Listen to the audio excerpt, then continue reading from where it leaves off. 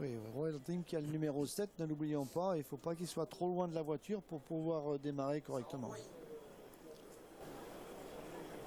Allez, départ dans quelques instants. Rêve de Bélève est un petit peu en retrait. Il va venir lancer sur les ailes de la voiture avec Jean-Charles Ferron.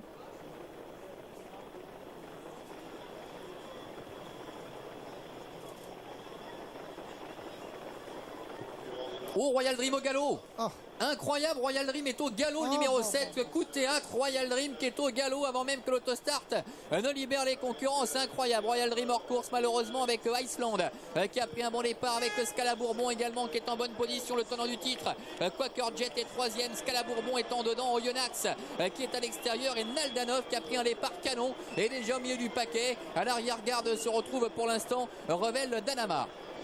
Le premier tournant avec évidemment, on le rappelle, Royal Dream, le numéro 7 qui a été disqualifié, avec Iceland qui est en tête, Quaker Jet qui vient à sa hauteur, c'est le tenant du titre. Oyonnax, la Casa Cruz est complètement perché à l'extérieur pour l'instant à la hauteur de Renommé Dobré. Scala Bourbon est pour l'instant 5e côté, corde devant, Rêve de Bélève. Et puis à l'extérieur, Napoléon Bar avec Christophe Martens, c'est la Casa Jaune.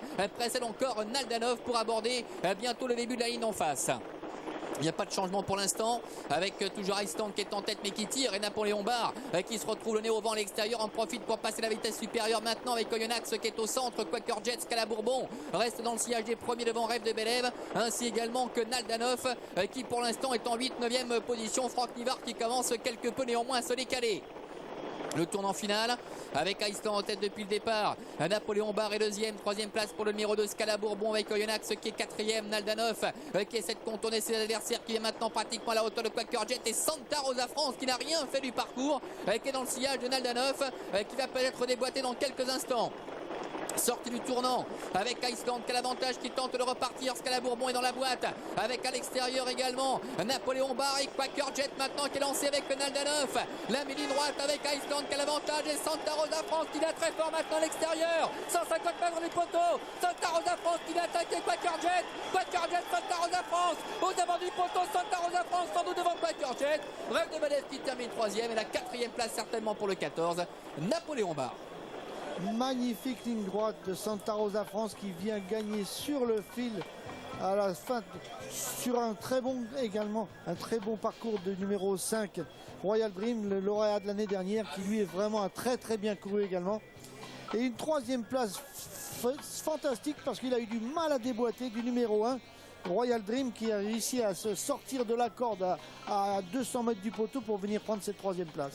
Rêve de Bélève, hein, pas Rêve Royal de Bélève, Dream, malheureusement. Oui. Royal Dream, ça m'est resté, l'image m'est restée dans la tête. Ça a été la catastrophe. Écoutez, on peut vraiment dire que c'est une victoire méritée parce que ça a été la grande malheureuse du meeting d'hiver. On le rappelait tout à l'heure, elle n'a pas pu participer au prix d'Amérique, elle n'a pas pu participer également au prix de Cornulier. Et à n'en point douter, quand on voit la démonstration qu'elle était capable de réaliser ici aujourd'hui, eh bien, on peut penser honnêtement qu'elle aurait eu un premier rôle à jouer à l'occasion de ces différents Pour aborder le dernier virage, elle était pratiquement dernière. Elle est venue en troisième épaisseur dans le tournant en prenant le dos de Naldanov. Exactement. Elle est sortie de Naldanov et elle a encore fait une pointe de vitesse. Il faut quand même être très bon pour pouvoir faire ça. Pour venir s'imposer, elle allait vraiment très vite pour finir. On va voir la faute de Royal Dream, regardez, qui est ici. Incroyable. Que s'est-il passé exactement, Étienne? Je ne sais pas. Je suis incapable de vous le dire. Ça, il faudra le demander à son driver. C'est pas le genre de la maison. En plus, c'est un cheval qui pratiquement ne fait jamais de faute. Départ dans le tournant, on les lâche à sortie de tournant. Il n'y a personne sur sa droite. J'ai pas compris. Je sais pas. Catastrophe en tout cas pour le ici avec Franck Nivard qui est en léger retrait.